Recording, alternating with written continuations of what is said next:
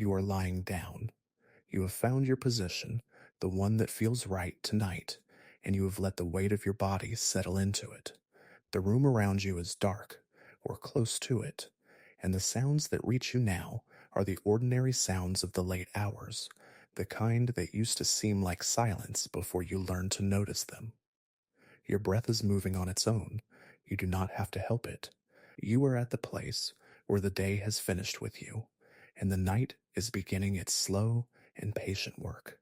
This is a good place to be. You have found your way to the Lore Den, and tonight we are going to move through a very long story together. A story about a young god who gave up everything he was in order to become everything he believed the world needed. A story about what happens when devotion becomes a kind of violence, when compassion becomes a kind of control. We will move through it slowly. There is no rush.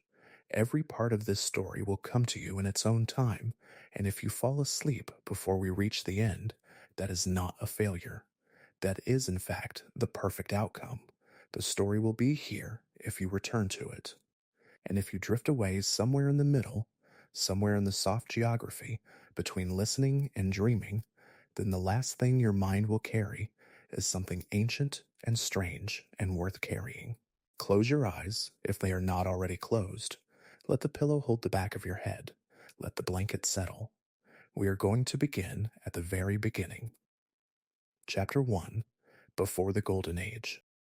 There is a world this story inherits, and it is worth understanding before we go further. Before the Age of Gold, before the tree that would come to dominate every horizon and every theology, there was a substance the old texts call the crucible. It was the primordial matter, the first and most undivided thing. It was the place, if a substance can be called a place, where all life was once held together without distinction.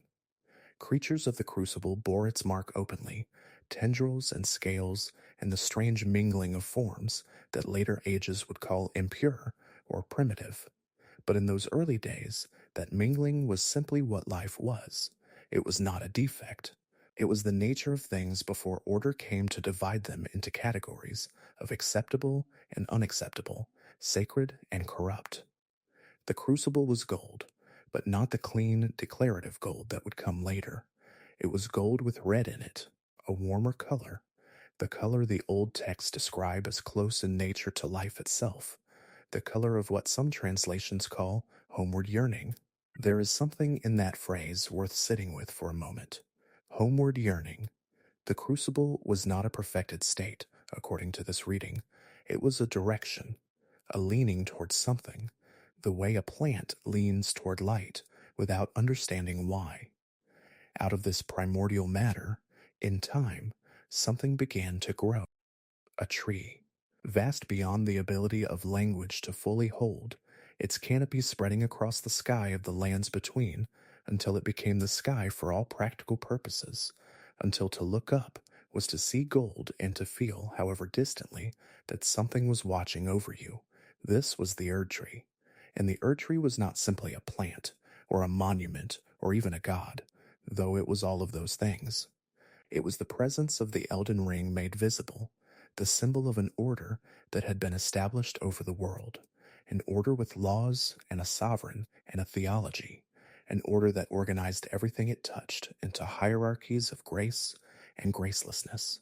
The Elden Ring itself was a thing of rings within rings, a set of runes of laws written into the deepest fabric of existence. And it had a vessel, a woman named Marika. She came from a place called the Shaman Village, a woman of the Newman people, and she walked, at some point lost now, to the very deepest layers of history, to a place called the Gate of Divinity. She ascended. She became the Erdtree's sovereign, the god queen, the eternal, and the world arranged itself around her, the way iron filings arrange themselves around a magnet. The Gate of Divinity had existed, the lore suggests, since before any of this, since time immemorial, as the old phrase has it, and that phrase carries more weight here than it usually does. Because the gate is not a thing Marika made, or found, or was given, it simply was. And it is worth pausing at that, at the idea that the machinery of godhood predates the gods who use it. That divinity in this world is less a quality of being than a position to be occupied, a seat waiting for whoever is brave or desperate or chosen enough to claim it. Marika's ascension created the Erdtree and its shadow the Scatta-tree, a second tree that grew not in the Golden Lands, but in the realm of shadow that the Erdtree itself would eventually obscure from all history. Two trees, two realms, one acknowledged and celebrated, one hidden so completely that it would be for a very long time as if it had never existed at all. The realm of shadow was the place where Marika first set foot. It was the origin, and the origin was the thing that would be buried. Here is where you can begin to feel the shape of the tragedy that underlies everything else we will discuss tonight. The Golden Order, the civilization that grew from Marika's ascension, was built on an act of concealment, not necessarily a malicious one, perhaps not even a conscious one in the way we usually use that word. But the first thing the New Order did, in a structural sense, was to hide the place where it began, to put a shadow over the shadow, to make the origin unknowable so that the present arrangement of power could feel inevitable, eternal, self-generating, as if it had always been this way, and the idea of it being otherwise was not a serious thought a serious person would have. Every system produces its own outcasts, and every system works hardest to bury the evidence of what it had to become in order to become what it is. Marika ruled. Godfrey became the first Elden Lord, her consort and champion. The world was ordered. The grace of gold, the light in the eyes of those blessed by the Erdtree, became the sign of belonging, the sign that the Order had looked upon you and found you acceptable. Those who lost that grace, the Tarnished, were cast out beyond the borders of the lands between. To wander in lands the Erdtree's light did not reach. And in this ordered world, Marika had children, many children, across multiple consorts and unions and arrangements that the Golden Order did not always acknowledge cleanly. But among all of them, among all the demigods born of an eternal queen and the various men who served as her counterparts, there were two who carried a particular weight from the first moment of their existence. Twins, born together, afflicted together, remarkable together. Their names were Miquella and Malenia. Sleep well. In the next chapter, we will learn what it costs to be born a prodigy inside a system that believes it has already perfected the world. Chapter 2, The Twins and the Afflictions. Welcome back. Let your breathing slow. Find the weight of your own body for a moment, the heaviness of your shoulders, the way your legs have settled. Let that heaviness be comfortable. Let it pull you gently downward, not into anxiety, but into rest. You are held. You do not have to hold yourself up right now. We were in the lands between.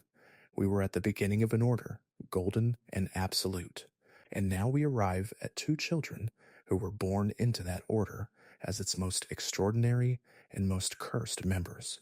Miquella and Malenia came into the world together, and they came into the world as what the old texts call the twin prodigies. The word prodigy carries in it both gift and burden, as it usually does, and in their case the burden was written into their bodies from the very beginning. Malenia was born with scarlet rot, the corruption of an outer god, a decay that lived inside her and would flower outward under conditions of great exertion or injury, devastating everything in proximity. Her arm was replaced with a prosthetic.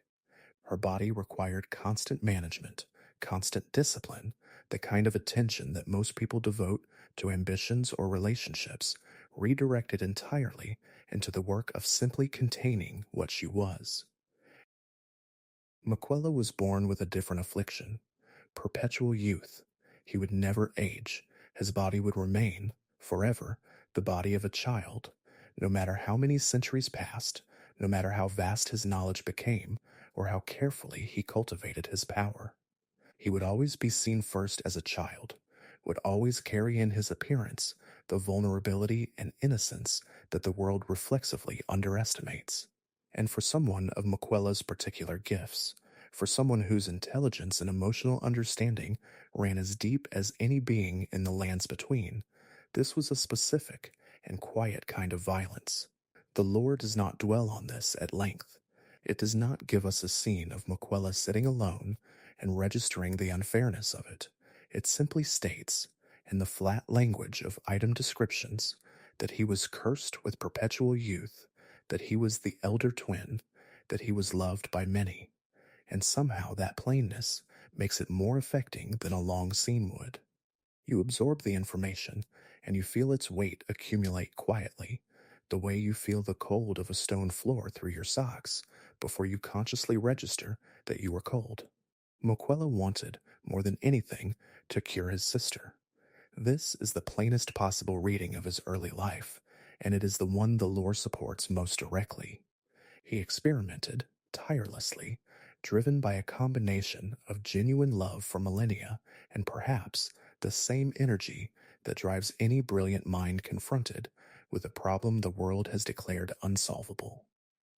He was an adherent of Golden Order fundamentalism at first, the dominant theological tradition of his mother's kingdom, a school of thought that held the structure of the Elden Ring and its runes to be the final and complete explanation of all things.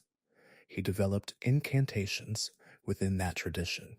He offered them as gifts to his father, Radagon, who was also the greatest mind in that tradition, who was also, in the strange recursive way of this world's divinity, the same being as his mother Marika, in a form that the lore holds open as genuinely complex and not fully resolved.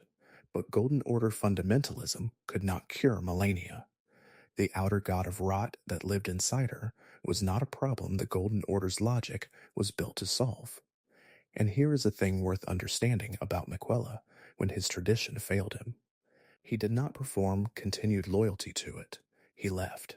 He began working with something the lore calls unalloyed gold. This is distinct from the golden grace of the Erdtree, which is the gold of the established order, the gold of Marika's sovereignty, and all the hierarchies it implies. Unalloyed gold is, in a sense, purer and also more dangerous, because it is gold that has not been committed to any god or any order. It is gold that answers to no outer influence, that cannot be manipulated by the fingers of divine powers reaching into the world to shape events and people toward their purposes. Miquella learned to work with it, to craft from it needles that could resist the commands of outer gods, needles that were, in theory, capable of suppressing the rot inside Malenia. The fact that he could develop this at all, this material that operated outside the logic of the established theological order, tells you something about what Miquella was. Not simply a talented practitioner within the existing system, but someone whose understanding was deep enough to step outside the system entirely and work from first principles. The lore calls him the most fearsome Empyrean, and the word it chooses is not the most powerful or the most violent. Fearsome, what is fearsome about Miquella is not his strength. It is his ability to compel, his ability to make people love him, to draw devotion out of others the way water is drawn up through roots, quietly and constantly and without needing to ask. And this capacity for compelled affection, the lore is careful to note, was not entirely voluntary. It was not simply that Miquella was kind and people responded to kindness. It was that something in his nature produced love in those around him in a way that moved beyond ordinary admiration, that bound people to him with a force that could be indistinguishable from the outside, from enchantment. Here is where the story turns stranger. Miquella was chosen by his two fingers to become an Empyrean. In the theology of the lands between, the two fingers are intermediaries between the gods and the world, and being chosen as Empyrean means being designated as a potential successor to Marika's role, a potential vessel for the Elden Ring, a potential god. This is not a small thing. This is the designation that places you at the top of a specific hierarchy of sacred purpose, that makes you, in the eyes of the established order, one of the people the future might flow through. But Miquella's project, the unalloyed gold, the work outside the fundamentalist tradition, the attempt to cure his sister through, means the order had not sanctioned, was already moving him away from that future rather than toward it. He was chosen by a system he had begun to outgrow, and the question of what he was chosen for, whether the system that designated him understood him at all, is one the lore does not fully answer, and perhaps cannot. He began building a Erdtree. This is worth understanding as an act, not a political act, not at first, not primarily, but a theological and personal one.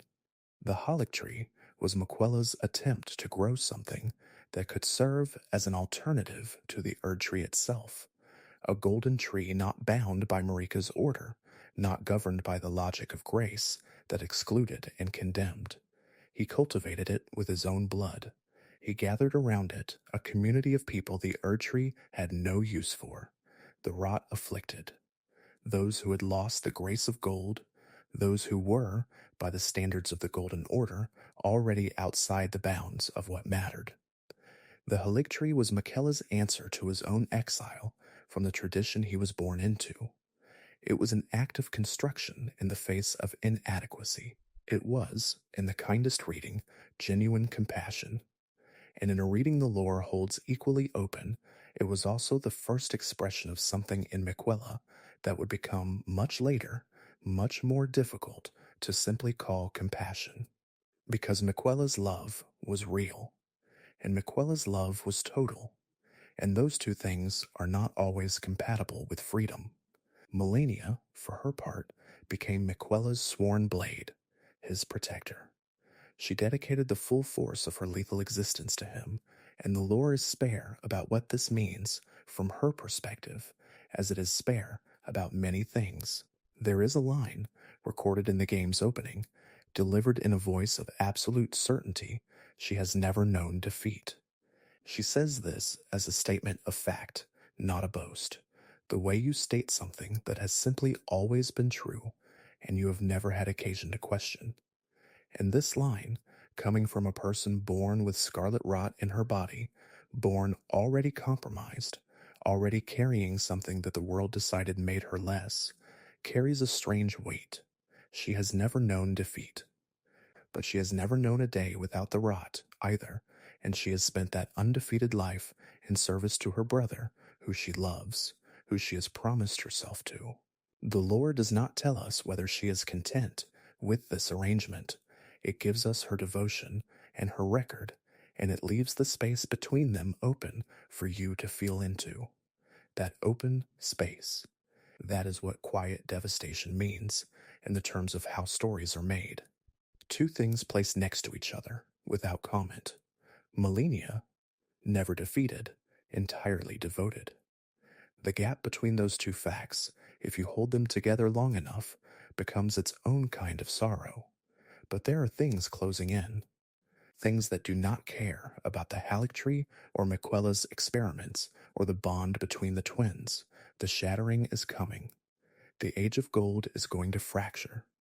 And before any of that, before the wars of demigods and the breaking of the Elden Ring, something is going to happen to Miquella himself.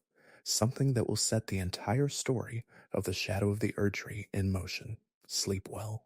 The next chapter belongs to the Erdtree and to the night that Miquella disappeared from it forever. Chapter 3. The Cocoon and the Departure. Welcome back. Let everything slow down around you. There is no hurry here. You are already where you need to be. The sounds of the room, the small sounds, the breath of the building, the distance of whatever traffic or wind or silence lives outside your window, let all of that settle into the background. It was always background.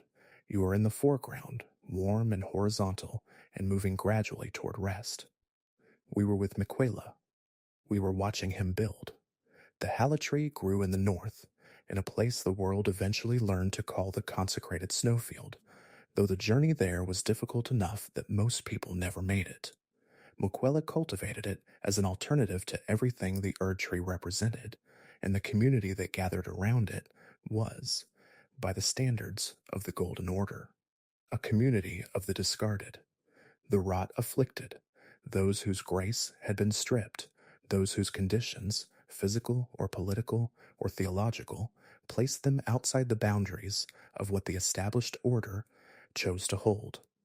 He gave them the Erdtree. He gave them, in a sense, himself, his blood poured into the cultivation of a sacred thing that was not yet sacred enough to fulfill its purpose, that was growing, but had not yet grown into what he needed it to be. And here is a detail the lore offers without expansion. Miquella decided that in order for the Erdtree to mature, he would need to abandon his body. Or not abandon it exactly, but enter a state of suspended existence inside it, a cocoon, so that he could accelerate the tree's growth through some form of deep communion between his life force and its roots. This is a remarkable decision when you hold it still and look at it.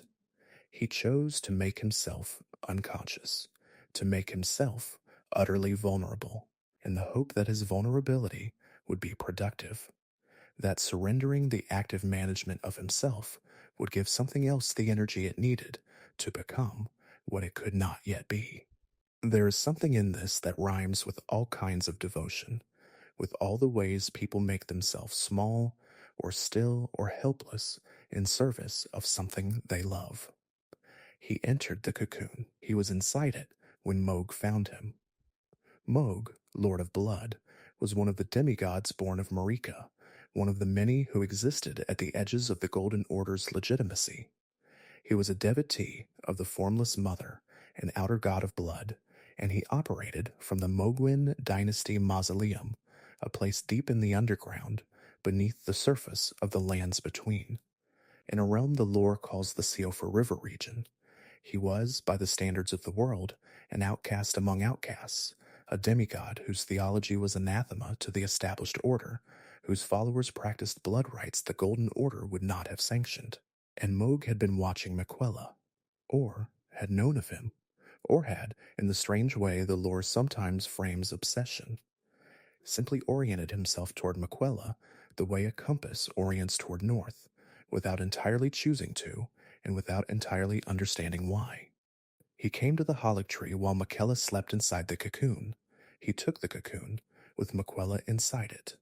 He transported both of them to the Mohgwyn Dynasty Mausoleum, deep underground, where he established them in a palace built for this purpose. Or rebuilt for it, and he waited. The lore describes this as Mohg's dream, to raise Miquella to full godhood and to make him his consort, to become, through association with an Empyrean ascending to divine power, something more than he was, something sanctified, something that the world would have to acknowledge rather than condemn. And here's the quiet devastation of Mohg's story, taken on its own terms. He loved Miquella, or believed he did, in the way that people sometimes love what they wish to possess, in the way that devotion becomes indistinguishable from captivity when the person being devoted to has no voice in the arrangement. Mohg built his entire future around a person who was unconscious, who could not consent to being there, who could not even know where there was. And Mohg waited in that underground palace for an awakening that never came, because Miquella, deep in the communion of the cocoon, had done something Mohg could not know and could not have anticipated.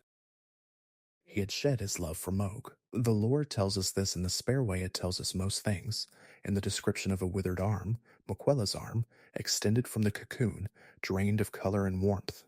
He had shed his love, not hidden it, not redirected it, shed it, as if love were a weight he had decided he could no longer afford. This is the detail that changes the shape of the entire story, because it raises a question the lore holds open without resolving it. Was what Miquella shed specifically his love for Mohg, the particular and perhaps unwilling affection that an Empyrean's nature might have generated in response to Mohg's devotion? Or was it something larger? Was it the capacity for attachment itself, the quality that had always defined him? The warmth that had drawn people to him across his entire life, the love for Malenia that had driven every experiment and every sacrifice? There is evidence that points in both directions. And the lore, does not resolve the tension, which may be because the story itself is not certain, or because the uncertainty is the point. What we know is this: when the Tarnished eventually reaches the Mogwin Dynasty mausoleum, they find Mog's cocoon. They find that withered arm. They find a demigod who built a palace around a sleeping person and waited, with something that looked like patience and smelled like devotion, for a love that had already left. The Tarnished defeats Mog, and when Mog is defeated, when the Lord of Blood is dead, a figure appears near the cocoon. Her name is Leda, and she is called Needle Knight, and she has been waiting for this moment as well, waiting for someone capable of what comes next. She tells the Tarnished to touch the withered arm, and when they do, they are transported, not to another region of the lands between, not to any place that appears on the existing map, and any legend and any history that survived the Golden Order's meticulous arrangement of what was worth remembering. They are transported to the realm of shadow, the place the Erdtree obscures, the place where Marika first set foot, the origin that was buried under the shadow of what it produced. They arrive on the gravesite plane. The realm of shadow is vast and strange, and organized by its own internal logic, the logic of a place that was not built to be known, that accumulated its history in isolation from the world that grew up in its absence. The Scattertree, the Shadow Tree, towers here the way the Erdtree towers in the lands between, and its blessings and curses have their own character, their own texture, their own relationship to the beings that live and have lived and have died within reach of its light. Miquella has already been here, has already moved through this place, leaving traces. The Tarnished follows those traces, those footsteps, through environments that range from the melancholy to the genuinely strange, encountering others who followed Miquella here, who came in service or in love or in something more complicated than either of those words can hold. Leda is one of these. Her role and her motivations will become important. But before we move deeper into the realm of shadow, there is a thing worth understanding about what Miquella is doing here, what his presence in this place means, and why the path he is walking leads to the same Gate of Divinity that Marika walked to long ago before the Golden Age began. He is not here to save anyone. That is the first difficult thing to absorb. He is not here to undo the rot in Malenia, not in any direct sense, not now. He is here for something larger, something that requires a very specific ritual, a very specific sacrifice, and the body of a man who has already been killed. He is here to become a god, and the path to godhood in this world, as Marika's own example demonstrates, requires the abandonment of something. Marika abandoned the shaman village, the people she came from, the origins she left behind and helped bury. What Miquella will be required to abandon, or will choose to abandon, or has already begun abandoning, is something the story will make clear in a way that is almost too plain to bear. Sleep well. We will walk into the realm of shadow in the chapter that follows, and we will meet the people who followed a god and progress into the place that history forgot. Chapter 4: The Realm That History Forgot. Welcome back.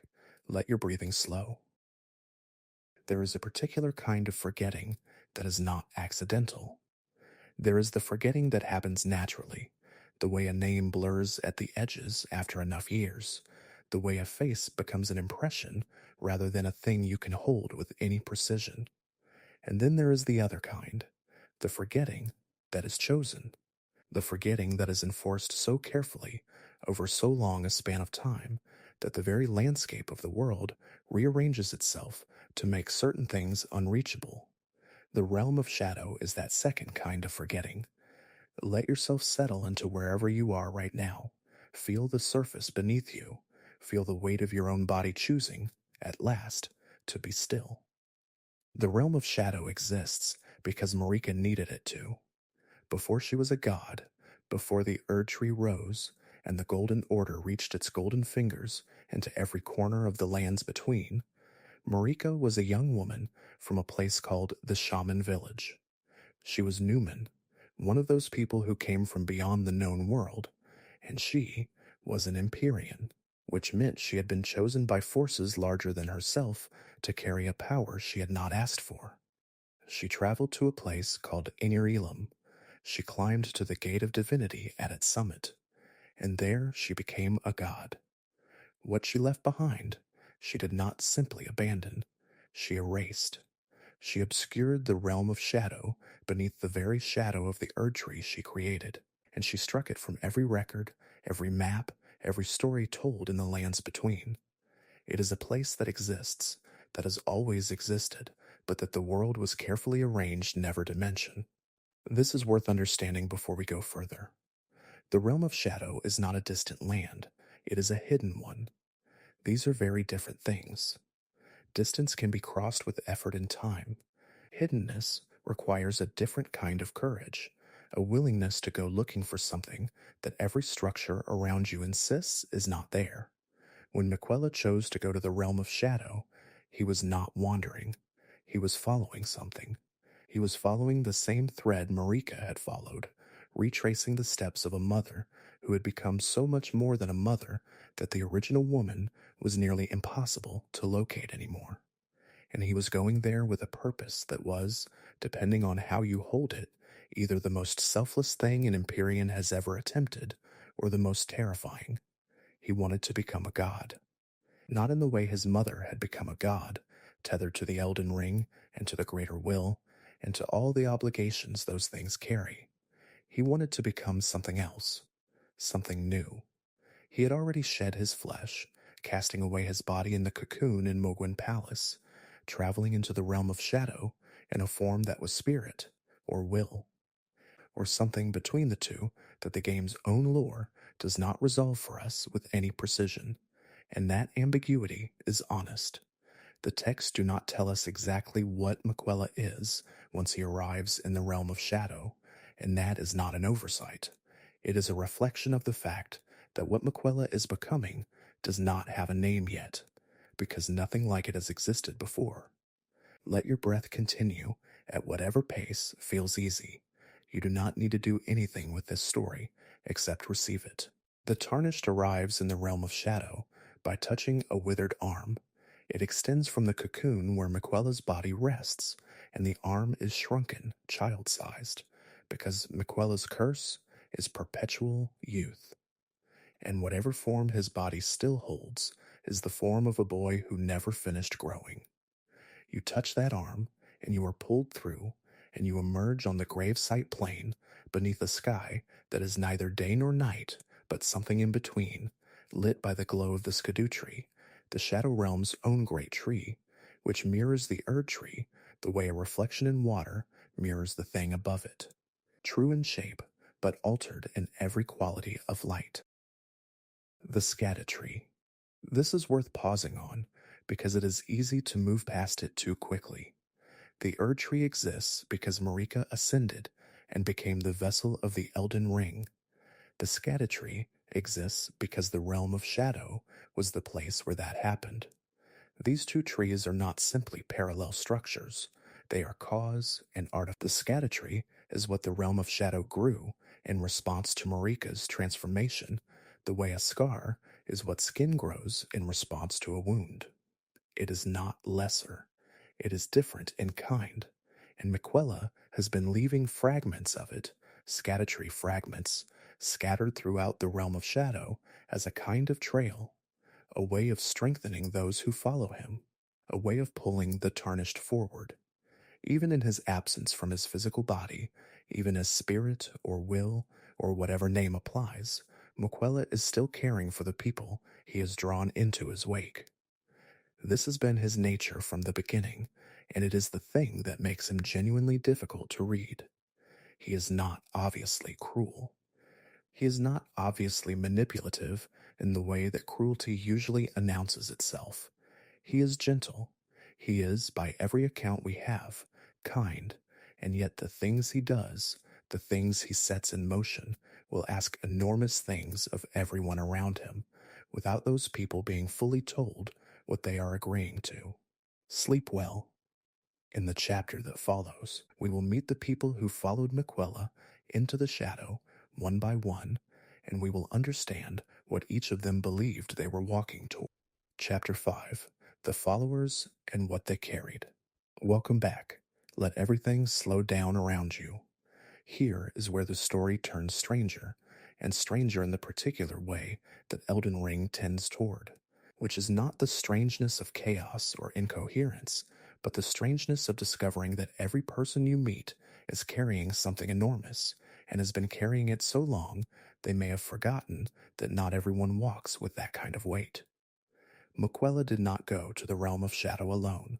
He drew people to him, as he always had, because drawing people to him was something he did the way the sun draws water upward, not through force exactly, not through deception exactly, but through the particular gravity of someone who believes completely in something and makes you feel, simply by being near them, that you might believe in it too. The followers of Miquella are the beating heart of the Shadow of the Erdtree expansion, and they deserve to be understood carefully.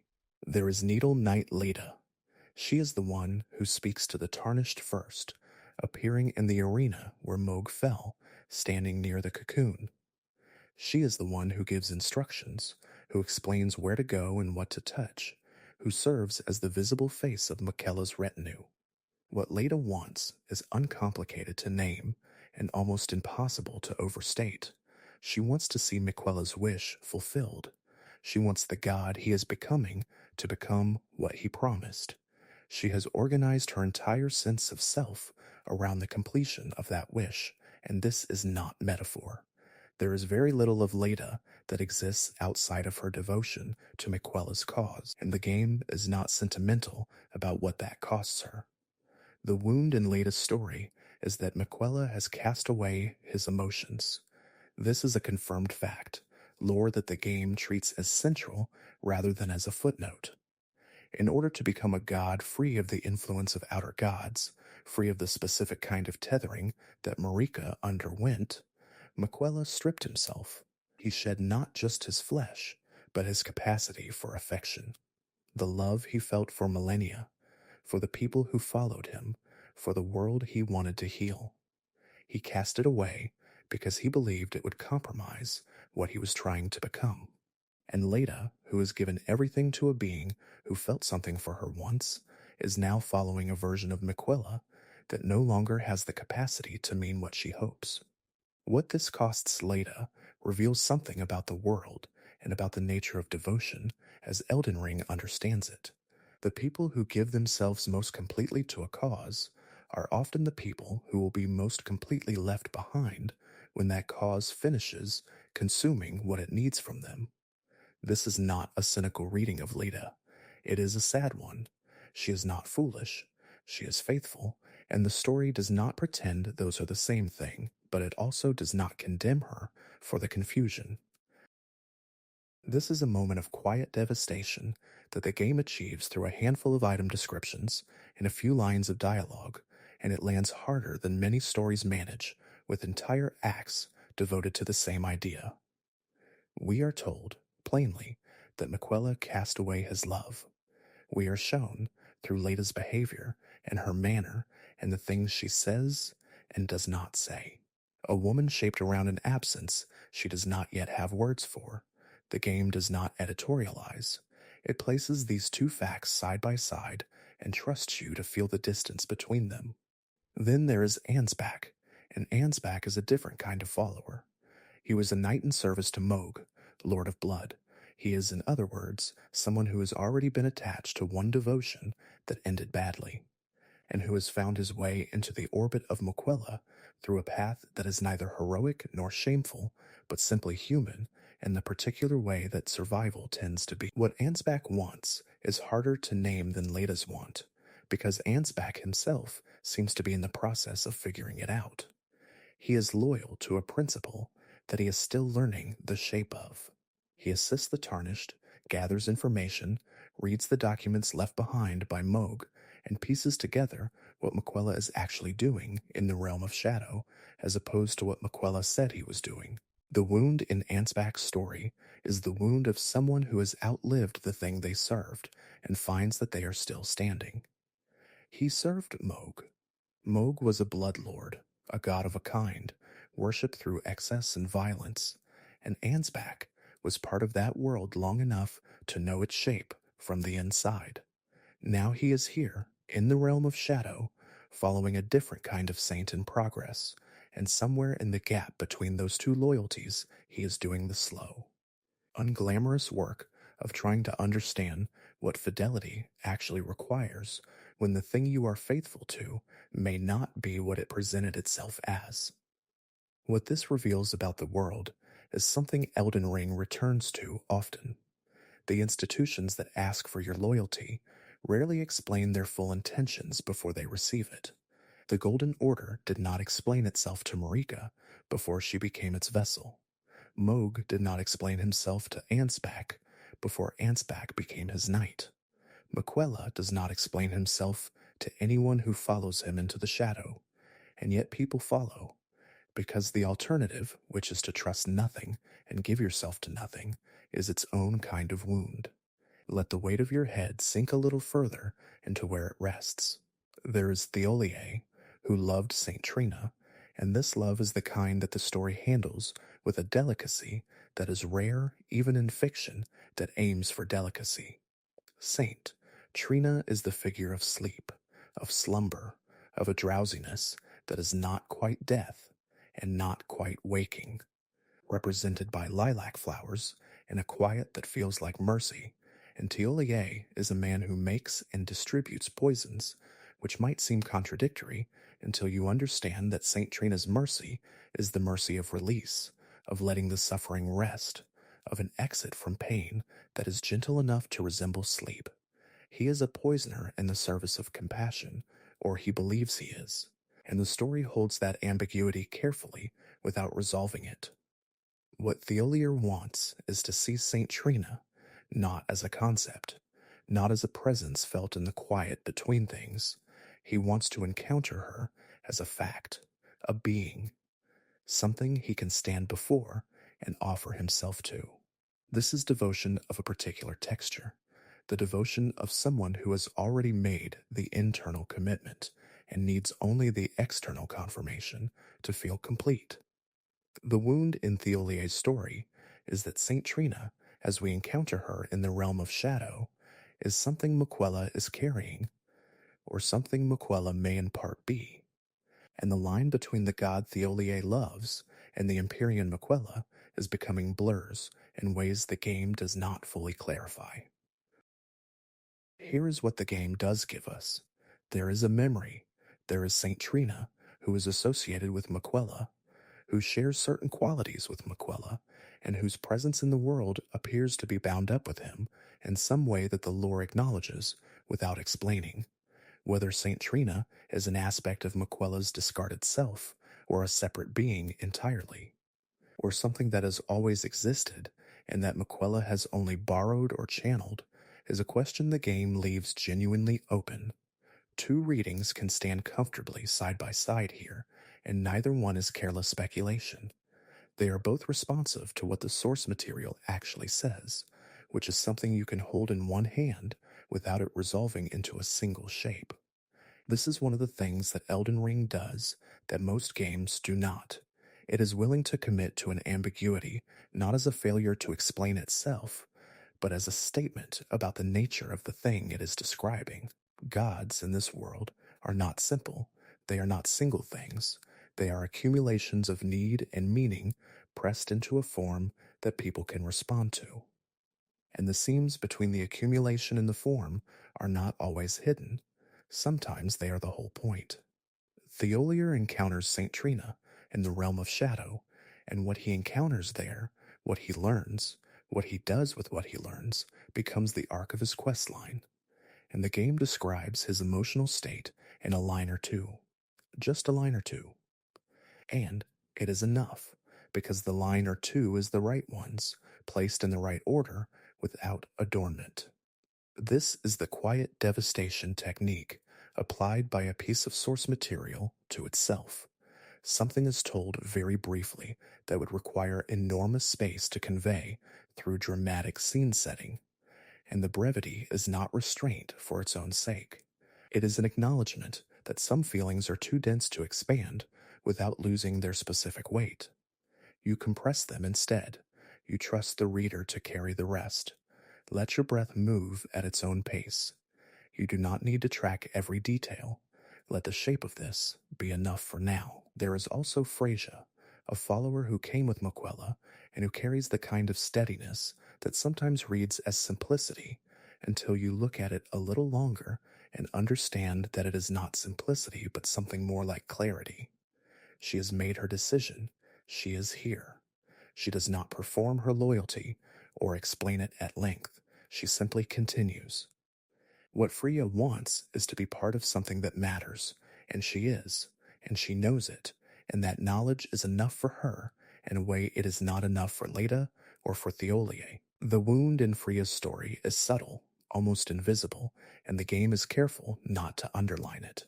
She is following someone who no longer has feelings in pursuit of an outcome that will change the world, and she is doing it with a soldier's practicality that does not require the world to explain itself to her in return.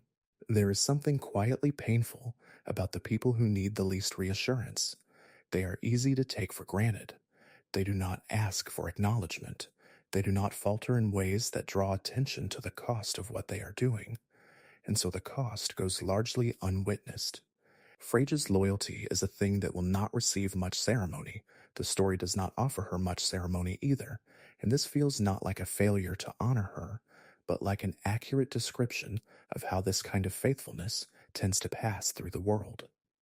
And then there is Mor, who is young, or who seems young, or who carries the quality of youth regardless of his years. Because youth in the realm of shadow is not always a matter of time. He is earnest in the way that is simultaneously touching and difficult to watch, because earnestness in a world like this one tends to be a quality that the world will test. What Mor wants is to believe that the cause he has joined is as good as it was presented to him. He is not complicated in his wanting. He is simply, clearly, genuinely there for the right reasons as he understands them, and the story neither protects him from what he is walking into nor condemns the goodness that brought him here in the first place. This is worth lingering on for a moment. Every system, every order, every cause that gathers followers to itself will gather some followers who are there because the cause is useful to them, some who are there because they have nowhere else to be, some who are there because a charismatic center of gravity pulled them in without their full awareness of what was happening, and some who are there because they genuinely believe, all the way down, that the thing is good. Mor is that last kind, and the story holds all four kinds simultaneously, without ranking them, without suggesting that earnest belief is naive or that pragmatic affiliation is shameful. This is one of the kindnesses that Elden Ring extends to its characters, even when it is not extending much kindness to the events of their lives. Sleep well. The next chapter will follow these people as they begin to diverge, as the journey through the realm of shadow pulls at the threads between them, and as the nature of what Miquella is actually doing becomes something none of them can ignore any longer. Chapter 6. The Shape of What Was Left Behind. Welcome back. Settle in. Before we move further into what Miquella's followers find and what it costs them, it is worth pausing in the realm of shadow itself. The landscape, the history written into its stones and its ruins, because a place that has been erased from history does not become empty. It becomes full of the things that were not deemed worth preserving. Let your body be wherever it is. Let your arms be heavy. Let your legs be still. The realm of shadow is ancient. It predates the Golden Order. It predates the Erdtree in the sense that what grows there, the Skadu tree, was growing before the Erdtree rose to prominence in the consciousness of the world. But the realm of shadow also shows the marks of what came after, because history, even the history that was supposed to be erased, has a tendency to leave impressions.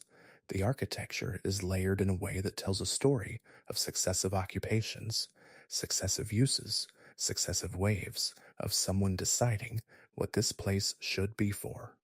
There are ruins that predate any recorded era. There are structures that were built by people whose names we do not know, whose civilization has no entry in any compendium, because the compendiums were written by people who lived in the lands between and who did not know this place existed. The realm of shadow is full of people who were here first, whose history was absorbed into the erasure when Marika ascended and the Erdtree rose, and the world reorganized itself around a new center of gravity.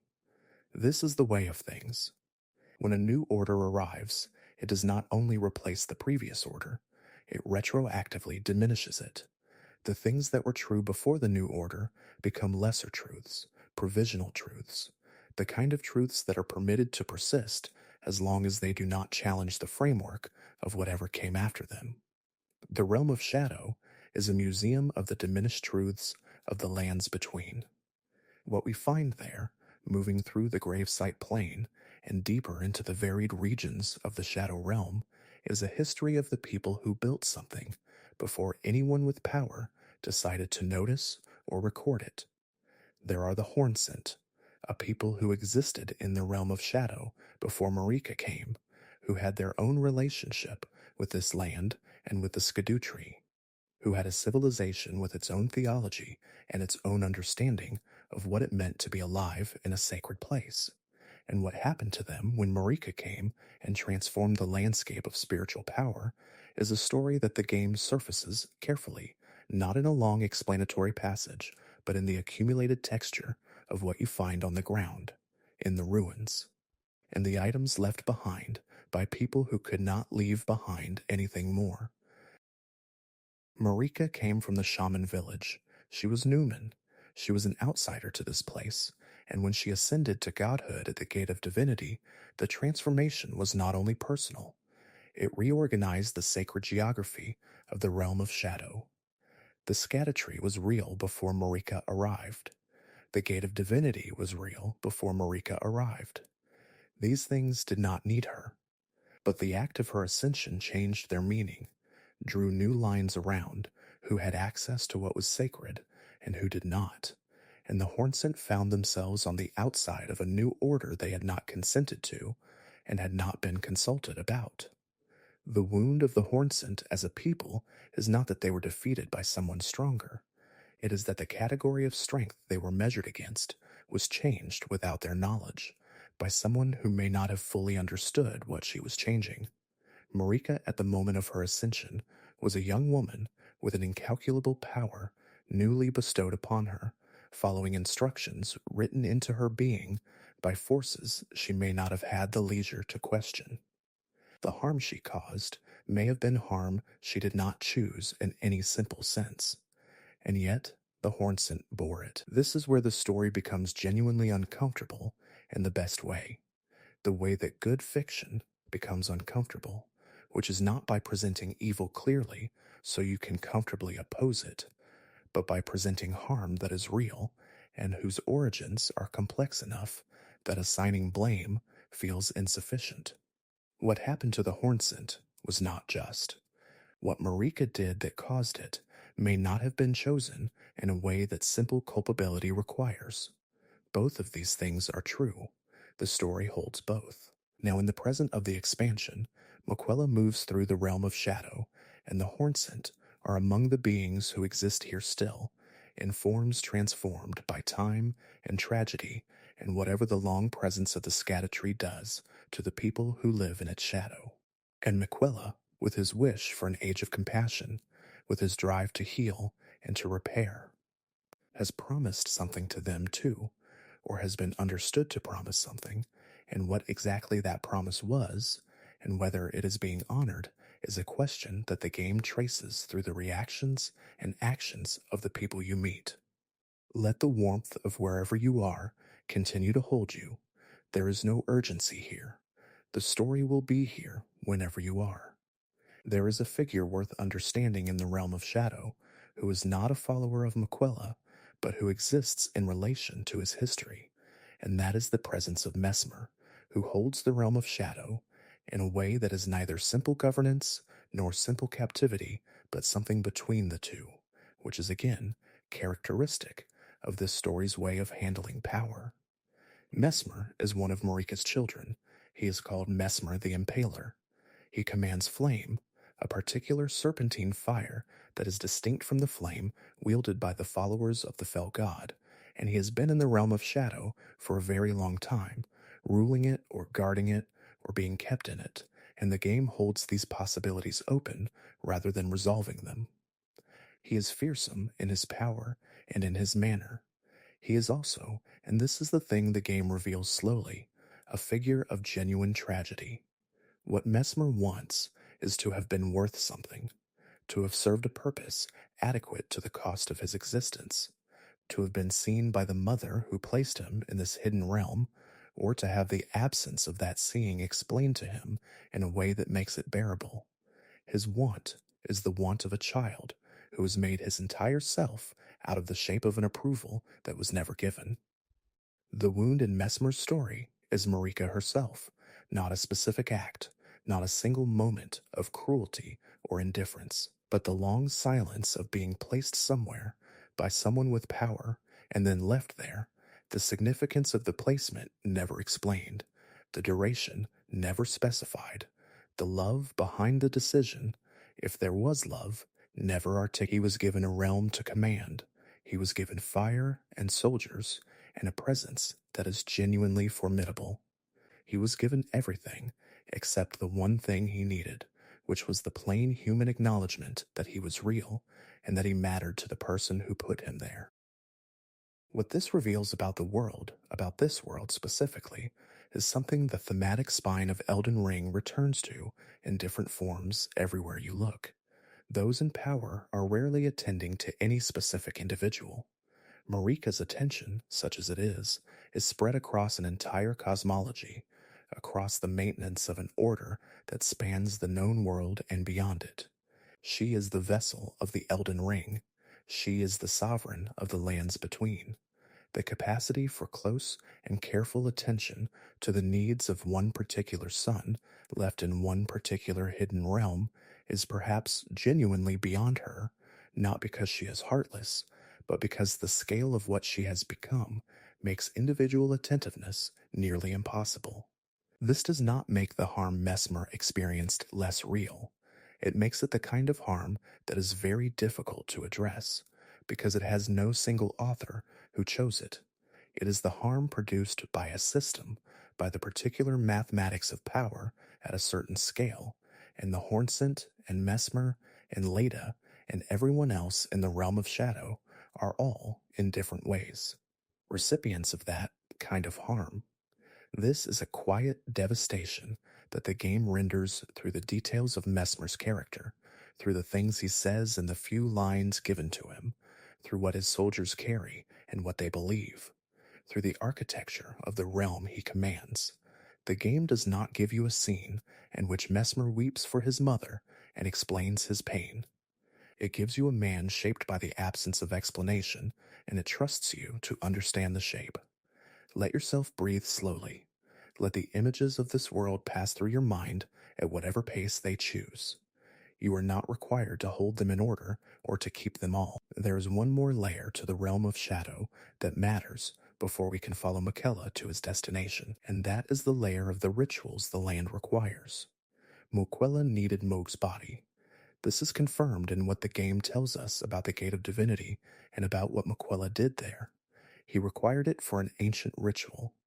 This means that the path to ascension at the Gate of Divinity is not simply a matter of spiritual readiness or of accumulated power. It requires something specific, a sacrifice of a particular kind. And Miquella, who wanted to become a god of compassion, who built his identity around healing and care and the relief of suffering, walked willingly toward a ritual that would ask something that a god of compassion might, in an earlier version of himself, have found difficult to reconcile. He was, by the time he arrived at the gate, no longer carrying the capacity for that difficulty. He had cast it away. And so the ritual could proceed. There is a way of reading this as the story becoming cynical about Miquella, as revealing him to be secretly ruthless beneath the gentle surface, as a corruption arc. There is another way of reading it, which is that Miquella calculated. Before he cast away his feelings, that the world he wanted to build required him to do something he could not do, as someone who felt the weight of doing it, and so he made the choice to stop feeling the weight first. This second reading is not exculpatory. It may be more tragic. A person who does something terrible and feels nothing because they arranged not to feel anything is not less responsible for the terrible thing. They have simply changed the order of operations. Both readings are in the text. The game does not adjudicate between them.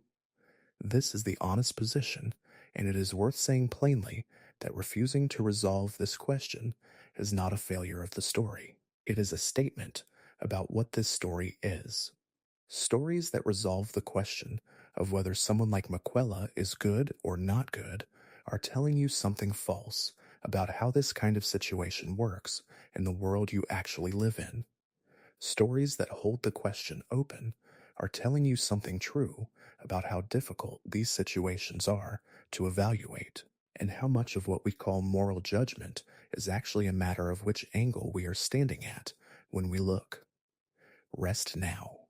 What follows in the next chapter is the ritual, the ascension, and what it means that Miquella did not finish what he started alone.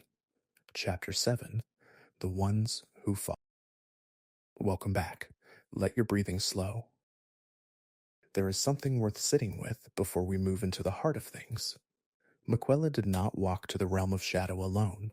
He had gathered people to him, the way a candle gathers moths, not through command or coercion, but through something quieter and more difficult to name, through the particular gravity of a person who makes you feel, in his presence, that you are exactly where you are supposed to be. The ones who followed him into the land of shadow did so willingly. Some of them did so with a devotion that bordered on the absolute. And as we watch each of them, what becomes apparent is not simply their loyalty, but what that loyalty was built on, and whether the thing they were loyal to was ever quite what they imagined it to be. This is a company of pilgrims, then, and like most pilgrimages, it begins with hope and ends with something more complicated. The first among them, in terms of prominence and placement, is Needle Knight Leda. She is the one who greets the Tarnished at the threshold. She stands beside Miquella's Cocoon in the Mogwin Dynasty mausoleum. And when Miquella's withered arm reaches out through the wax of that terrible sleep, she is already there, already watching, already waiting. She has been waiting for some time. What Leda wants is uncomplicated on the surface and devastating beneath it. She wants to serve. She wants to follow Miquella into whatever comes next, and to do so faithfully, without wavering, without asking too many questions. She is needle named for a reason, precise and sharp and useful, a thing that mends rather than cuts. But what it costs her to be that devoted is slowly made visible across the course of your journey through the realm of shadow, because Miquella, as we will come to understand, shed pieces of himself in order to become what he needed to become. He shed his love. He shed his compassion, or rather, he redirected those qualities in ways that left the people around him without the thing they had come all this way for.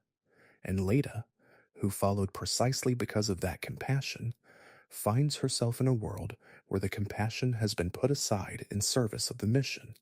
What that costs her is the meaning of the journey itself. And what that reveals about the world is something the lore does not say plainly, but implies in every exchange you have with her, that devotion without reciprocity is not love, it is simply weight, and we carry it anyway. Here is a quiet devastation. Leda's entire presence in the realm of shadow, every word she says to you, every instruction she gives, every warning she offers about the other pilgrims, is in service of a Miquella who has already moved past needing her in the way she understood she was needed. The text does not linger on this. It simply places her there, still serving, still insisting that his path is the right one, while the evidence accumulates that she is following something that has changed shape without telling her. Most stories would give that revelation a scene, a confrontation, a moment of explicit reckoning. The lore gives her a posture, It gives her continued motion in a direction she can no longer fully justify, and somehow that is more honest about grief than a scene would be. Let your body settle further now, the bed beneath you, the quiet around you. There is no urgency here. Hornson is another pilgrim, and his story runs in almost the opposite direction from Leda's, though the wound at the center of it rhymes. Where Leda is defined by faithfulness to Miquella, Hornson is defined by something he is trying to put down and cannot. He carries a grievance that is very old.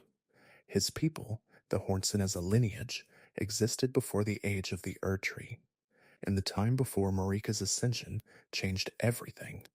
What was done to them in the name of order and progress and the consolidation of the Golden Age is not forgotten.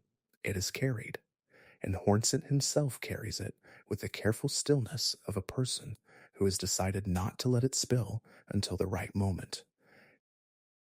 What he wants is justice, or something in the same family as justice, the acknowledgement that something was taken and that the taking was wrong. What it costs him to keep wanting that, across such an expanse of time and loss, is a certain kind of peace. He cannot simply be present in the world as it is. He is always also present in the world as it was, in the world as it should have been. What that reveals, if you let it sit with you, is how much of what we call identity is actually grievance held in the body. The things done to people who came before us live in us as posture, as readiness, as the particular way we tilt toward or away from certain kinds of power. Hornson does not need the game to spell this out. You feel it in how he moves, in how he speaks, and the fact that following Miquella is for him not an act of love, but an act of strategy. He believes that Miquella's new age might be the correction he has been waiting for. He is not wrong to want that. Whether he is right to believe, it is one of the questions the lore keeps open. There are other pilgrims, Theoliae, who follows not for faith or strategy, but for something more tender and more fragile. He follows because of a woman named Saint Trina, a figure of mysterious origin who presides over sleep and the liquid mercy of forgetting, and whose relationship to Miquella is one of the genuinely open questions at the center of the expansion.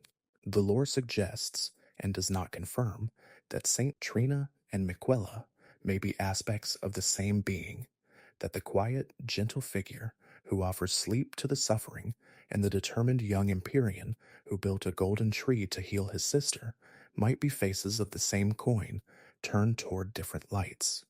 What Theolier wants is to be near something that feels like grace.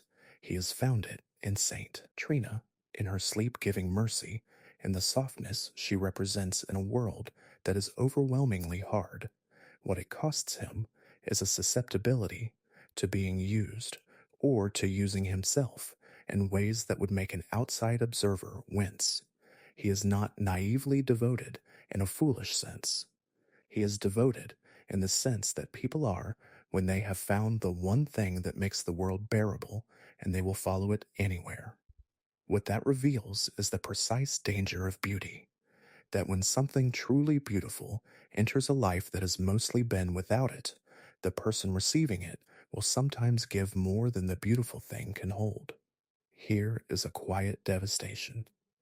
Theolier's connection to Saint Trina is described across a handful of item descriptions and a small number of lines of dialogue. In those fragments, you understand an entire emotional history. A man who found something holy in a world that offered him very little holiness, who crossed into a realm of shadow and death to stay near it. The game does not dwell on this. It simply places it there, quietly, like a note left on a table, and moves on.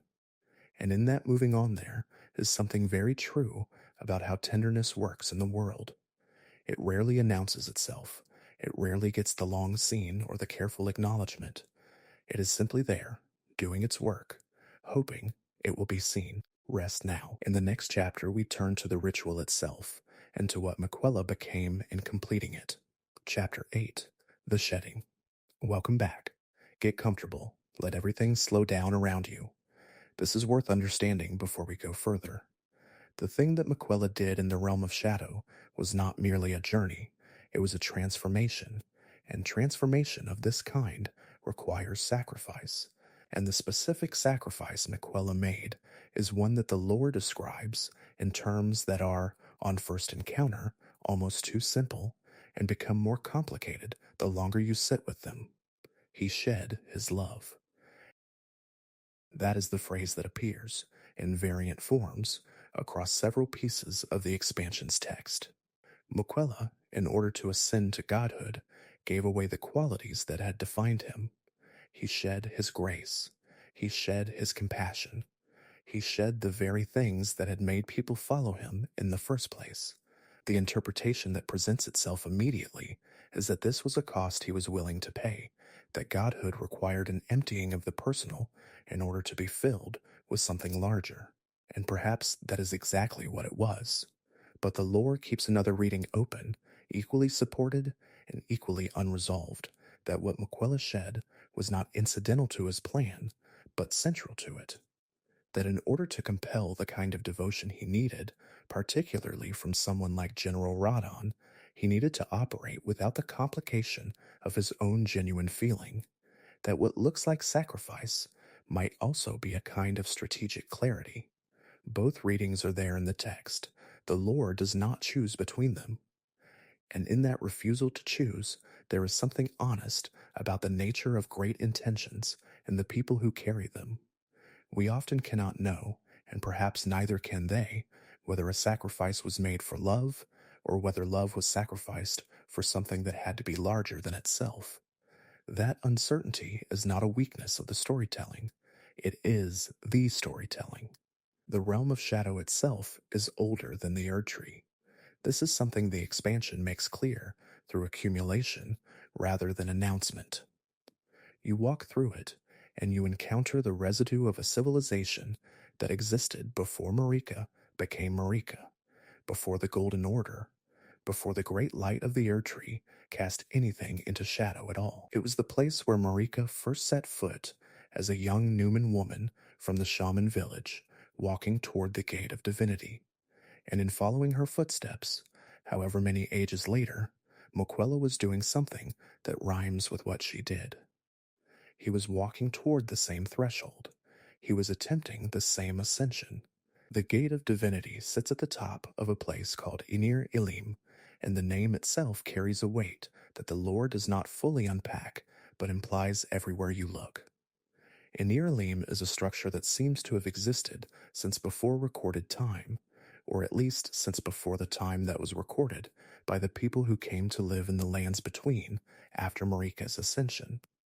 It is a place that predates the order it would come to serve, and there is something worth sitting with in that, in the fact that the most sacred thresholds are often the oldest ones, the ones that existed before any particular system claimed them, before any particular god decided they were hers. Marika walked to that gate and became something. The lore describes her as an Empyrean and Newman woman from the shaman village, which places her at the beginning in a way that is almost disorienting if you have spent time with her as the sovereign of the lands between. She was not always the Erdtree. She was not always the Golden Order. She was a young woman who walked through a very old door and came out changed in ways that would shape everything that followed for everyone who would ever live under the light of what she became. Miquella walked toward that same door. He had prepared for it with a care that is itself worth pausing on. He had entered his cocoon in the Erdtree, which was itself a kind of incubation, a voluntary surrendering of the present in order to become something the present could not accommodate. He was taken from that sleep, stolen by Moog, Lord of Blood, who had his own ideas about what Miquella's Empyrean nature was for. Moog wanted to use Miquella's sacred quality to establish his own dynasty, a blood-born kingdom legitimized by the presence of a captive god in waiting. What Moog did not seem to fully reckon with was that sleeping things are not passive. Miquella's sleep was not a helplessness, it was a process. When you defeat Moog, when you enter the boss arena in the Moogwyn Dynasty Mausoleum and bring that terrible flowering violence to an end, What you find afterward is the cocoon, and from the cocoon reaches a withered arm. It is small, it is the arm of a child, because Miquella's curse was perpetual youth, and no matter what he had become in terms of power and intention, his body remained that of a boy who would never grow older. The arm reaches, and Leda stands beside it, and when you touch it, you are transported to the realm of shadow, to the gravesite plane, to a world that has been hidden beneath the Erdtree's shadow since Marika first walked through it and decided that what she had been did not need to be remembered. There is a quiet devastation in that withered arm. One of the most significant figures in the entire lore of the lands between, a person who created the Haligtree from love for his sister, who spent his life in the service of other people's suffering, who developed an entirely new form of gold to free the afflicted from the interference of outer gods, reaches out to you through a cocoon in a dead lord's palace, and the hand that reaches is a child's hand. The game gives you no commentary on this, no slow camera movement, no music swell beyond what was already playing, just the hand. And somehow that restraint makes you feel the whole weight of what perpetual youth actually means, not the romance of it, not the aesthetics of an immortal child. The actual weight, the limitation, the fact that no matter how much Miquella understood, no matter how wide his compassion or how precise his intention, his body would always be the body of someone who had not yet grown up, and the world would always look at that body first. Let your breathing find its own pace. You do not need to track anything carefully right now. Let the story settle around you. The ritual Miquella performed in the realm of shadow involved Mohg's body, which had been stolen and transported there.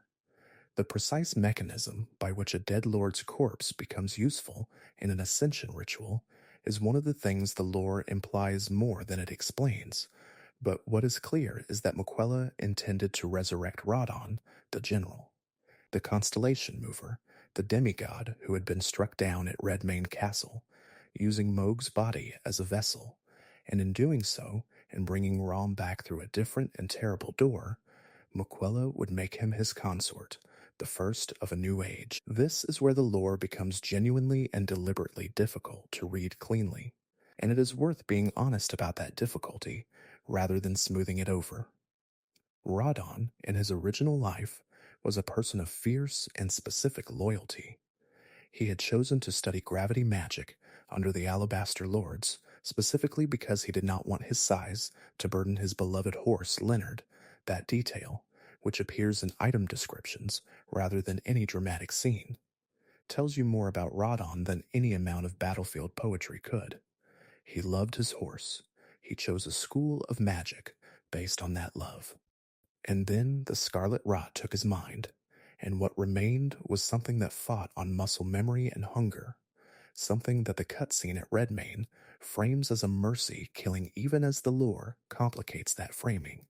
When Miquella resurrects Radon through Mohg's body, the question the lore raises and does not answer is whether the Radon who returns is the Radon who was, whether the general, the gravity mover, the man who loved his horse, is present in any meaningful sense inside the vessel that Miquella has prepared, or whether what Miquella has made is something that carries Radon's name and Radon's shape, but is, in some essential way, something new, something made rather than restored. Here is a quiet devastation. The item description for the remembrance you receive after defeating the final boss of the expansion refers to Radon's desire to be Miquella's consort, and the ambiguity of that phrasing is immense, because Radon, the original Radon, was never consulted in the way we typically understand consultation to work. What Miquella did was reach across death and choose for him, and whether that choosing was love, whether it was the compassion that Miquella is famous for operating from, or whether it was the act of a person who had shed his love in order to complete his mission, is a question the lore places in your hands and declines to take back. The text does not resolve this, and because it does not resolve it, you are left sitting with what it means to be chosen for something you did not choose, which is, If you let yourself look at it directly, a very old question about destiny, about what the gods, or the people who become gods, decide on behalf of the ones who cannot speak for themselves. Rest now. The next chapter follows the other figures of the realm of shadow, the ones whose stories run alongside Miquella's like rivers that almost meet. Chapter 9, Fires That Were Already Burning. Welcome back. Settle in. Let your body be heavy. The realm of shadow is not empty. It was never empty. Before Miquella walked into it with his company of pilgrims, before the Tarnished arrived on the gravesite plain to follow the trail of golden light that Miquella left as guidance, the land of shadow already contained the residue of everything that had happened there before the Erdtree grew tall enough to cast it into darkness. It contained its own dead, its own histories, its own unfinished arguments between the people who had lived there and the forces that had moved through them.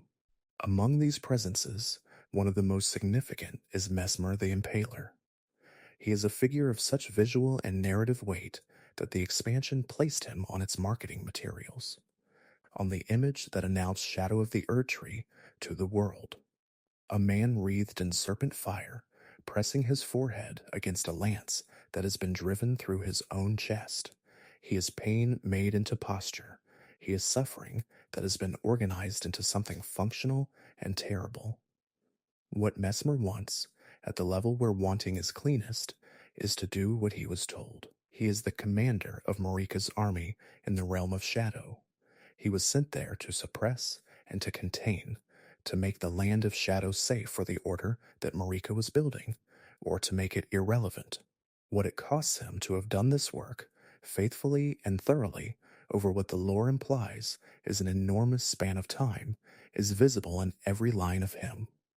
He has been burning for a very long time. The serpent that coils through his fire is not an ornament, it is a presence, something that lives in him or through him, something that the lore connects to the deep places underneath the world's cosmology, to forces that predate the Golden Order and exist in unresolved tension with it. Here is what makes Mesmer's story worth sitting with at length. He is a son of Marika.